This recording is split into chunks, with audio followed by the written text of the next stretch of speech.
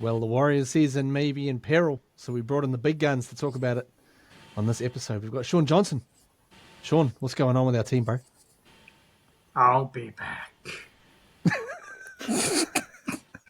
That's frightening. This is very interesting. This is Warriors Anonymous. Let's go. This is Warriors Anonymous. On that note, Warriors 18, Canberra Raiders 20. Another one that's just slipping away. Slipping away from me. The season of 2024. Jared Cronin, Moneta Sauce, aka the Sean Johnson lookalike there. Also with Isaac Sauce. Cronin joined by Daniel Wharakura and Moneta Sauce. Isaac Sauce is where's Isaac? Is he HIA tonight? Yeah, HIA.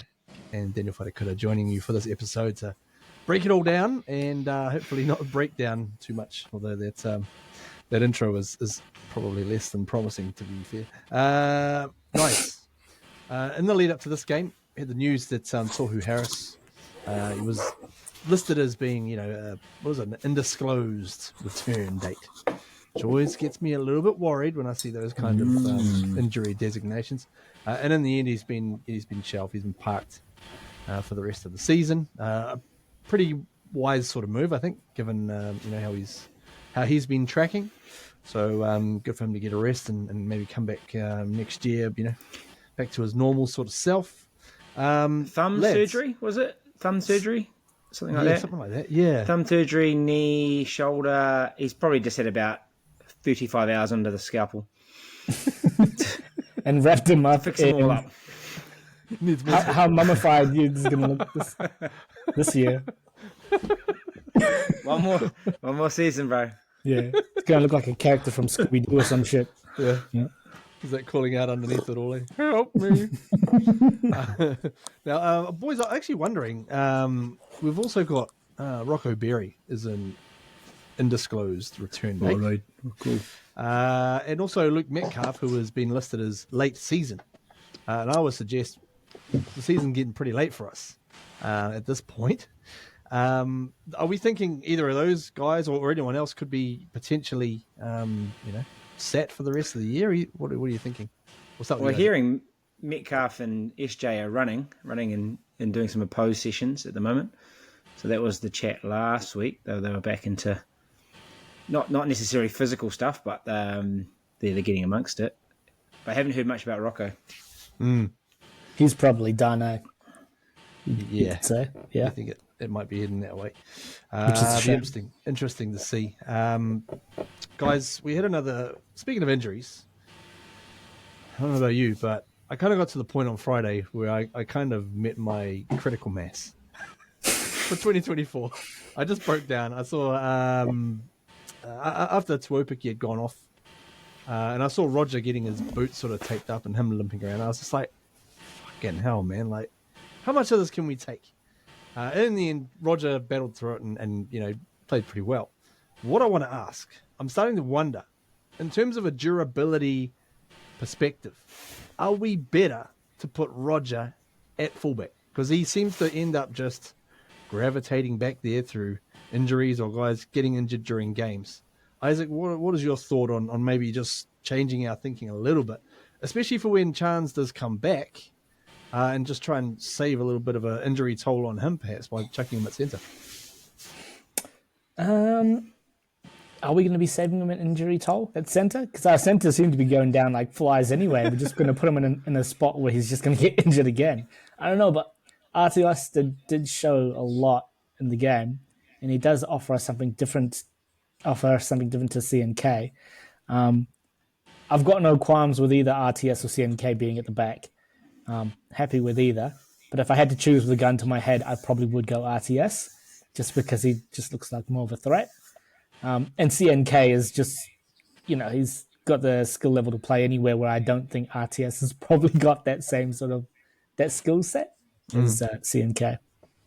And they're both kind of guys who they'll just play wherever they're put, right? They won't kick up a fuss or anything like that. And they've both done that at different times throughout the season. But I'm just wondering if maybe they need to start selecting guys and just factoring in who is, likely to be more available, because poor old Chanzi's been out for a little bit this year, even though he's been great while he's been playing.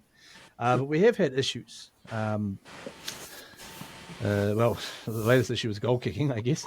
Moneda. It's led to further issues with the fans. The keyboard warriors, they've been getting up in arms, particularly in regards to Chanel Harris-Tavita, our guy, who missed 3 in a row on Friday night, and we lost by 2. So, bro, what do we as fans? What do we need to just tidy up in our own game when it comes to responding to such efforts?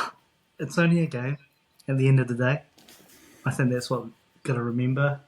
And these are people who have families, and they're actually people who play the game and have feelings, And so, yes, I was frustrated and angry at those missed kicks, but the next day you forget about it. But seeing some of the comments bordering on, racism or racist comments is unacceptable, and people telling, if we be specific, CHT to, pretty much, kill himself and stuff like that. That's unacceptable and stuff like that. So as fans, we just need to take a step back and just remember these people have, lives, and they go through a lot of mental, kind of what was I saying before? Yesterday, the halves itself is no matter who's in, who's out, you're always going to get scrutiny in the halves, and it's probably one of the toughest positions to play, and you've got to have a lot of mental fortitude to play that, and I don't think the fans are helping, and even me, I think at times when I'm if we had this and that, when TMM's playing well, we don't need SJ, when SJ's playing well, we don't need TMM, or when TMM's not playing well, we need SJ, vice versa. I think we've got to stick with whoever we've got and just back them 100%. And I put my hand up too as a fan, saying only if and that. But so I came to that conclusion last night, going, I think we just got to back who's ever in the halves, no matter what, because whoever's in it is going to get scrutinised. And I think as fans, we just need to give them the backing, regardless of whatever. And you saw what happened you saw in the sheds with CHT. You could see it took a lot on his mental toll, and you had to feel sorry for him. I wanted to give him a hug if I was there, and no one deserves to have insults and threats thrown at them. Now the keyboard warriors, right? Just go away. It's disgusting. Yeah. I think people need to realise you've got to separate the performance from the person. It is okay to critique and to comment on the performance. As fans, we're passionate. We're sick by the team week in, week out. And you can be frustrated. You can be disappointed. And look, we were all, disappointed with how that ended up. But you've got to separate that criticism to the personal attacks. That's just bullshit. You can't. You're weak. Yeah, you can attack. It's disgusting. You can criticise the performance, but not the person, I guess, is to sum it up. Yeah, just don't attack the person. That's just separate them. But I think it's the lack of maturity that some of these individuals. And look, the sad thing is, this is how they operate.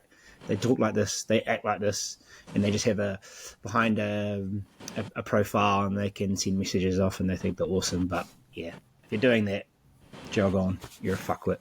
Yeah, it impresses nobody, right? It's a cowardly act to do it behind a keyboard and screen to write those sorts of things. But you should never be saying that to anybody, whether to their face or online. You shouldn't be saying those sorts of things, because at the end of the day, it's a fucking game. He missed a kick over, an H-shaped pole.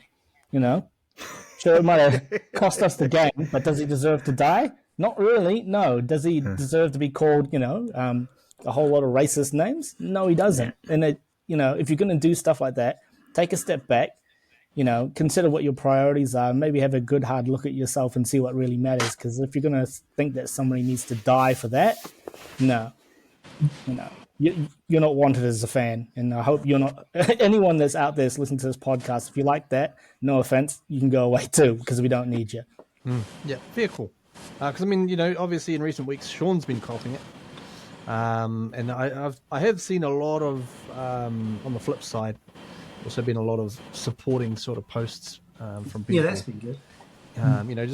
Just throwing out their 2 cents. They feel for the guy. We all know how much the team means to him, right? We know that he will bleed for this team, and to see how much it hurt him. I didn't even see initially. I hadn't seen that video footage in the changing rooms of Chanel, but I already knew. I was like, bro, he will be in a world of pain right now from that. Which is you feel for a guy like that who's really genuine and for the cause, it's just it was just one of those nights, and B, it's just been one of those seasons, to be fair, leading to my aforementioned somewhat breakdown. Moneta, in your opinion, breaking it down to the final kick, right, the close one, i.e. was close to the posts. Was that miss the difference between us winning and losing that game? No, it wasn't the only difference, and it wasn't the biggest contributor to anything to our loss. It was basically our errors in the first half.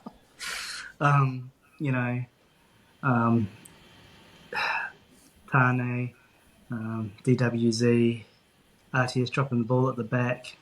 Hudson just takes advantage of it. I had to say Jackson forward. You can always trust him to drop the ball at least once every game. I think he really needs to figure how to stamp that out. But yeah, we basically did it to ourselves. 14 0 into within 20 minutes of a game. We basically shot ourselves with that kind of bad start. So yeah, it didn't help. Like, it didn't help. Yeah, it didn't help. To be honest, still 4 or 5 minutes to go. We were coming home with a wet sail. Yeah, I'm not. We scored when we scored when we wanted to score a try. Adam was like, "Give me the ball." Yeah, like that was awesome. But what the kicker was, we scored more tries. Yeah. The first 2 kicks, right? Yeah, the second one was close. The kicks did make a difference, but that wasn't the only contributor to our loss, right? We had to look at the whole game. Yeah, but you look at the last 5 minutes, you can't come back. The Raiders shut the game out as well. So it wasn't a quality game. That's what I thought too. It was like after watching the Origin and watching that, I was like, neither team deserves to be in the 8. If I'm being honest. It was kind of a reflection of both teams and where their seasons are at. They didn't look like their top 8 material, either team, which is unfortunate because arguably both teams have got top 8 rosters, Warriors more so top 4, but it was just a dirty game. But back to the point of where we lost the game. We lost the game in the first half. We lost the game in the first 20 minutes. We did well to claw back. Those kicks weren't the game. They weren't the be-all and end-all. They didn't help, but there was a lot of other stuff going on throughout the course of that game that led to the loss. Yeah, I think that just on that point of the kicks, the frustrating part is that it just didn't look like he's been kicking at all, and actually I'd put this on the coaching staff. Like, you've got to prepare a team and to know that you have to have people to take goals. And look, Tane obviously went off. He would have been the second choice kicker. But you've got to think there's got to be a group of players, and whether it's a bit of personal responsibility as a professional athlete who could kick goals, or it's a coaching staff to prepare a team. You'd think it just from that first kick, you could tell he hasn't kicked a ball for a while, because that was, it's just off, right? And then obviously then you have the nerve factor come in as well, and he just tried to rush it, and I was pretty unsure he was going to make that last kick based on the first effort as well. So, I don't want to throw too much shade around right across, but I think throughout the season we probably just, and this is no criticism on Webby and the coaching squad, but there's probably some things that we just haven't done. They haven't done right to prepare the team the best we can, and we've learnt that happened, and then okay, and then we've got to learn from that as well. So, it's. Your breakdown, I think, there's a lot to learn from the season, the second year syndrome, all that kind of stuff. But For me, that's just the frustrating part. It's like, it's a professional sport, like it's execution and under pressure. Yep, get it, and that's where the elite players rise. But you just got to think, come on, look, have you done the basics? Have you done what's required? Yeah, that's what separates the best from the rest. Is week in, week out. Staying on top of even the small details like goal kicking, like what happens in scenario A or scenario B. But I think it's a bit harsh on CHT as well because he was an 80% kicker coming into that, Yes. into those kicks, And how quickly did everyone forget that? Like all of a sudden they're like, oh, why was he kicking? Can Roger kick or Capewell? And I'm like, bro, this guy's one of the highest rated, in terms of accuracy. His accuracy is right up there with some of the top players in the NRL, during the NRL era. So it was one of those ones where you, at the time, man, it was like, nah, bro, back him. He'll do it. He knows, just even muscle memory, maybe will get him by. But obviously, it just wasn't to be. And I feel like there was almost zero physical aspect to that final kick that he took, because it was all going on up there, right? It was like the actual kick itself was almost it's pressure. Like Rory McIlroy missed a putt 3 weeks ago to pretty much either not win the Open, but at least take it to a tiebreaker, and it was a tiddler, right? Like, and he's missed one of those in 500 putts. Things like that. It's amazing when you're under pressure, but I just think about you think about Zach Lomax's origin kick from the sideline. That was it to go, and it wasn't at the end of the game, but they had spoken about that. He'd been practicing his goal kicking. There was a big moment to do that, and he nails it. So, that's what pressure can do to you, eh? It can get you. That was one of the best kicks I've ever seen, that Zach Lomax one. Just quietly. Isaac, maybe given what we know, and given what the Warriors' luck is like in recent times, do we need to just maybe have some different contingency plans for when potential injuries strike? Reason being is that this week we got caught with Freddie Lussick on the bench, not used much at all, and also Taintu Opiki again having HIA concerns. Is there maybe some kind of a different solution we might need to look at to try and at least go to plan B, C, and D? The only thing I could really think of is the makeup of the bench, really. That's probably the only one thing you could sort of alter to mitigate injuries, but that's just a crazy way to select your team. If you're selecting your team on what if this guy gets injured, then you're kind of losing focus on the point of the game. Is like, how is my team best set up to win this game? So injuries, I just think we've just had bad luck. That's the only thing I can see. We've just had bad luck, and it didn't play. And when we had those injuries, it didn't play into our bench. That's it. You shouldn't be thinking about how my bench could cover this and that. I think you've got to think of the bench as how am I best placed to win this team or win this game with the team, the best 17 that I can put on against this team. It's just unlucky. It's just one of those years. It's just, we haven't had the rub of the green with the refs. Sorry, they're spoony. We haven't had the rub of the green with injuries either. Back to the whole thing of, cussing people out online. Palisima, people cussing him out. Old Lecker is playing at centre.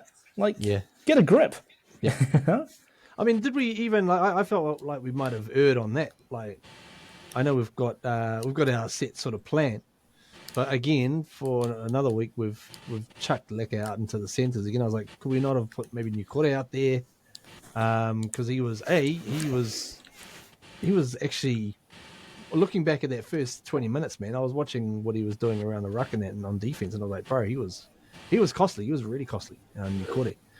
I just thought someone with a bit more experience like him would have been better to put in the centre spot and try and at least get the young fella Lecker going, because again, he hasn't even really properly had a debut yet, to be fair, in his preferred spot. But Anyway, In fairness to our bench, we actually do have a bench that is capable of, adjusting. We've obviously got Kate Wah, Dylan Walker's moved around quite a bit this year, but we just haven't. I can't remember in how long we've had games where we've actually lost 2+ players.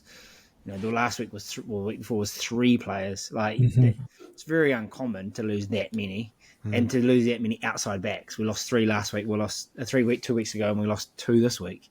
So it's very uncommon. So yeah, to Isaac's point, you can't set up for that, and I think we've kind of got to set up for that. The only thing I'd say is that perhaps you have to sacrifice not having Freddie, but having Jazz having to play hooker for a spell. Right, but we know where we've come from. We've had to have Freddie there or Chanel there because we know that Wade's had his challenges as well in getting through games. So yeah, it's tough. It was tough for Webby to put a 17 out to have plan A, B, C, D, E, F, G, whatever. It's unheard of. Yeah, I do like. I like the way you put that, Isaac, in terms of selecting a team to win rather than trying to, wander off the path, which is probably what I was starting to think about. Because, you can't really think about games, say, going back. I can't think of a game where, say, Brent Webb, Manu Vatuvei, and Henry Fa'afili were all taken out of the same game, right? So hopefully that's just a one in a, 80-year storm, so to speak. Monera, we had a good fight back, which was pleasing, but that start was was kind of giving a little bit of flashbacks to the old Titans game. It really was. Remember the Titans? Yeah. I don't know. We've said it so many times before. Just to keep it simple, minimize the errors. That seems to be a bit of our kryptonite at the moment. The first 20 minutes of the game, and then we tend to put pressure on ourselves to try to get it back. I don't know why it's happening, and I can't answer it. I guess as Isaac talked about, it's hard as we haven't had a consistent team every week. We've always had different. We haven't built any consistency and so forth with all these injuries that are happening, and maybe we haven't got our flow. I'm just thinking of reasons why we just can't stick to the basics, or how come we can't minimize these errors. But yeah, I don't know what's happening within the first 20 minutes, to be honest with you. So yeah, it's kind of like we either start red hot and then fade off badly, yeah, or we start just. We're not an 80-minute team. That's definitely it. We're definitely not an 80-minute team. Yeah, I think conditions on Friday were fucking cold, man. Yeah, you could tell. You could tell with the backs, and trying to catch a high ball at the back with cold hands isn't easy. But you just don't want to get a Raiders away game in July, August. July in particular. No way. You want them early in the season. It said it was 6, but wind chill, man, it was 0. And it was swirling. So yeah. Man. It took them a first half to warm up.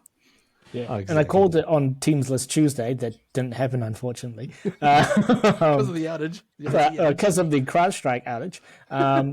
But Jamal Fogarty played perfectly in those conditions as well.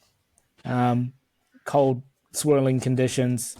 He put up those torpedoes. He was the difference. He was a major difference in that game, just as game management as well. And this isn't a personal attack either. Something that our halves have been lacking, a little bit of game management there. I thought it was really weird. I don't know if you guys noticed it, but CHT took a lot of the kicking duties on and a lot of the ball handling responsibilities. Wasn't great. Oh gosh, yeah. I just thought, what's going on with Tamari? He hardly featured that whole game. What was up with that? Must be carrying an injury. Must have been because when he did kick, the execution was woeful.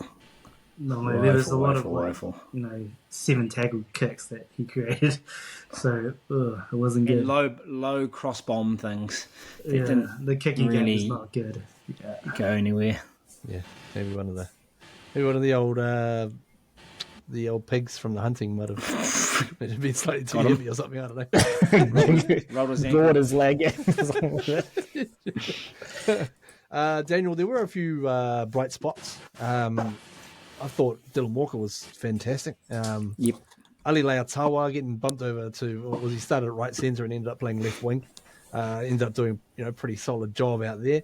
And also the guy who, this is not backed by anything, but I'm pretty sure he's probably leading the NRL in this particular stat, and that's double rounds. And that would be Mitch Barnett. Man, I was like, it gave me a little smile with about 20 minutes to go. I was like, he's done it again. But bro, what were your thoughts on the positives from this one? Yeah, I mean, look, Mitchie backing up and Catewell. Look, he's got a lot of shade this season, Catewell, but he had a slow 360 twirl out on the edge and beat Tamuko or whoever he was playing up against. But like both of them backing up from Origin just showed their class, actually. Mitchie's gone to another level of just supreme kind of animal. He's like a big Greg Dyer, throwing himself at the line. I thought the forward pack were pretty good, really. Adden, you never know what you're going to get with Adden at the moment in terms of his mood, but he was in the mood as well, I thought, especially in the back end of that game. Wade got a little bit more room too, so they're the positives. The positives really have been able to come back, like actually 14-0 down, and apart from an era where you know what they're trying to do, they're trying to let the ball roll dead, but you get your pants pulled down, and you only have one a season of that sort of thing, Roger let it go and you should have just started on it. But the positives where we got ourselves when we needed to get back in, because I thought once they scored that try, I thought we were done, and then we rolled down the field and we scored, and I thought, oh yeah, sweet, cool, we'll tie it up. Boing! Yeah, that's right. Isaac, what are your thoughts on how Chanel and Timaide are going to just try and recapture the magic in the next game against the Tigers? That's a tough one. That really is, especially after this week and everything that's happened to CHT. He's going to be really down on confidence, and I don't know if Tamai's got an injury as well, so times are tough in the halves at the moment. But I think some of the senior players have just got to get behind them, put an arm over their shoulder, maybe the likes of Barnett, who's, taking his game to another level. Just get in their ear and just tell them how good they actually can be, and they're not too far away from it.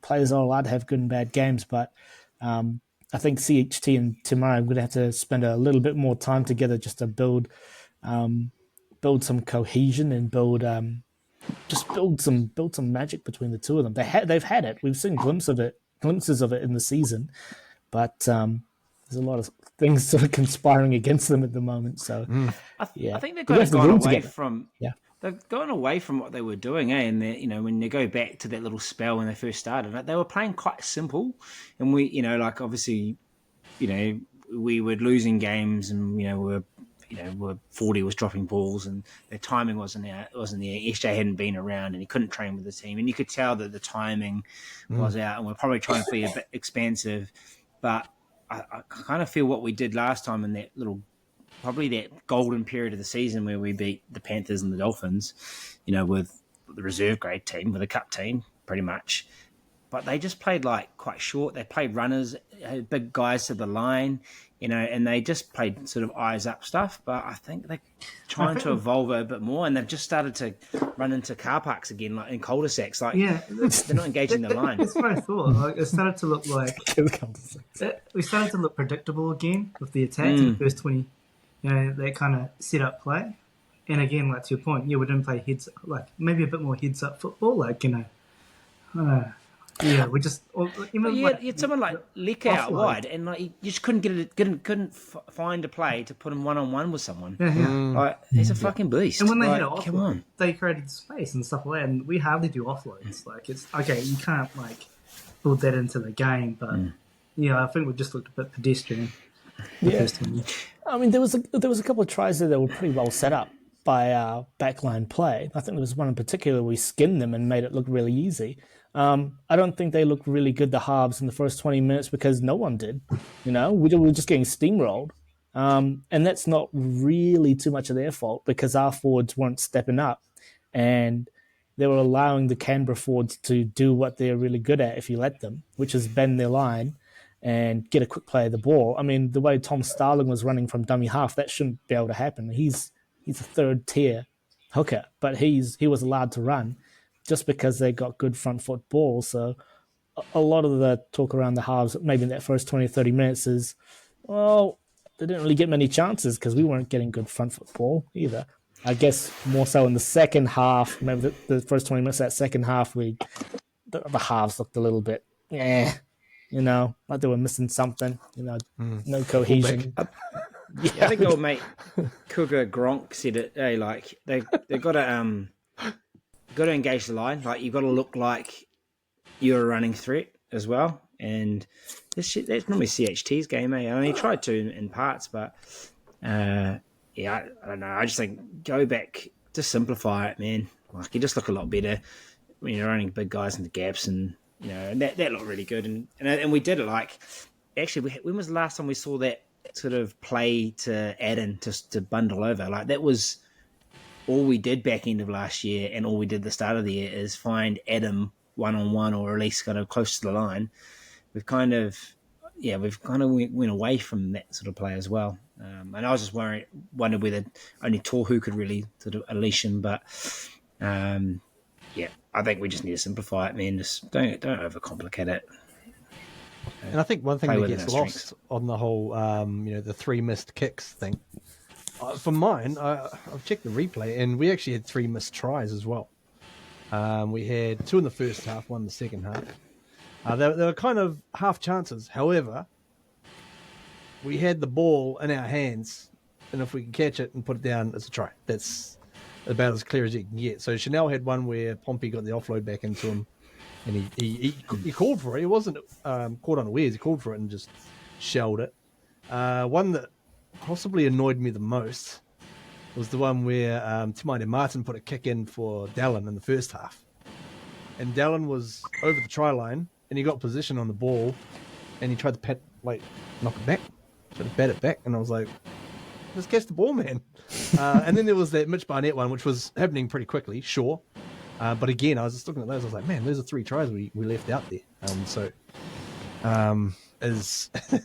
As bad as other things have been sort of looking, it's like we still had opportunities to maybe get something. But Moneta, what would your put your coaching hat on? Give us Sean, mate. We'll ask Sean what his thoughts are.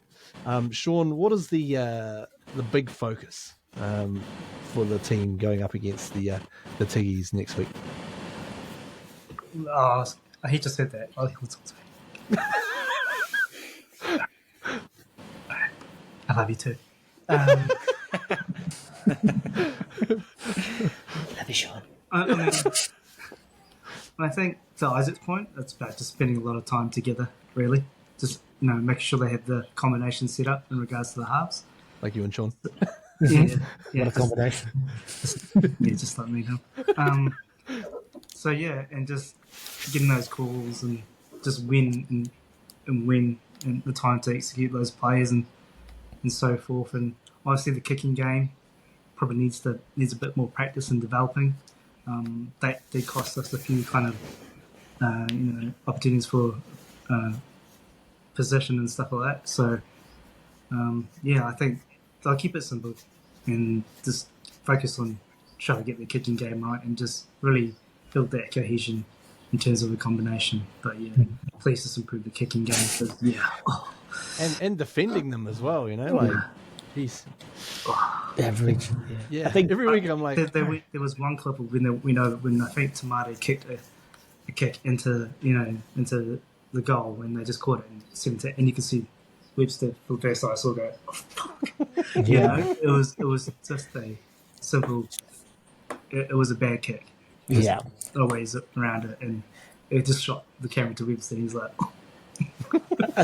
I think one of the things, to Dan's point about simplifying the game means that you can put your energy into other areas of the game.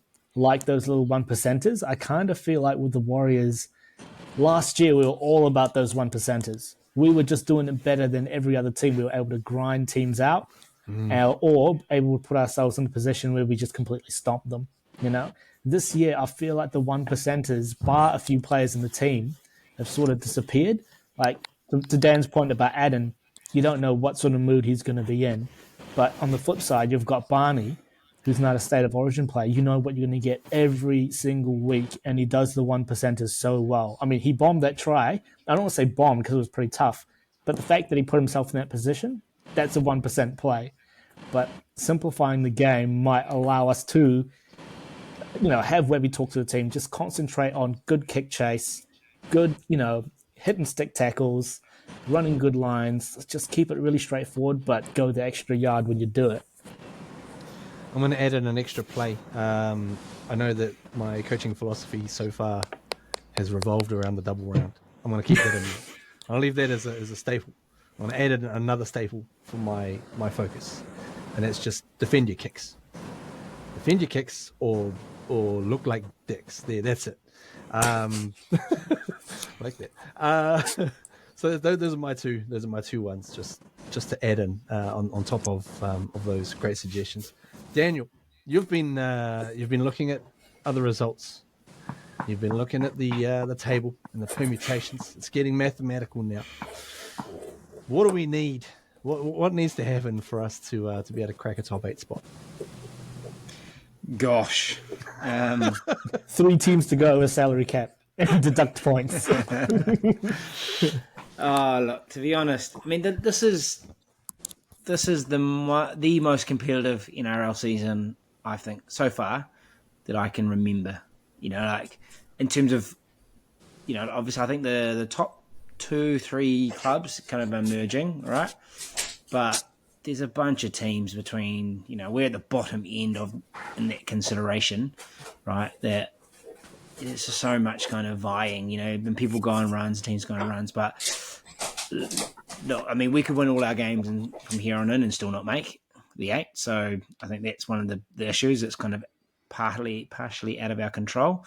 But there are a lot of sort of middling teams, like, for example, as we go to air now, I think the Dogs play the Cowboys. The Dogs seem to be on a run. You need a few teams to keep winning to knock down some of those teams that are on the, that are 2 wins ahead of us, for example. So, but first and foremost, doesn't mean shit if we don't win on Saturday or Friday night. So we have to pretty much win every game. And look, they're our winnable games. We've got winnable games coming up as well. So, we just need to get ourselves back and then try give ourselves the last 2 weekends, for example, just still be there.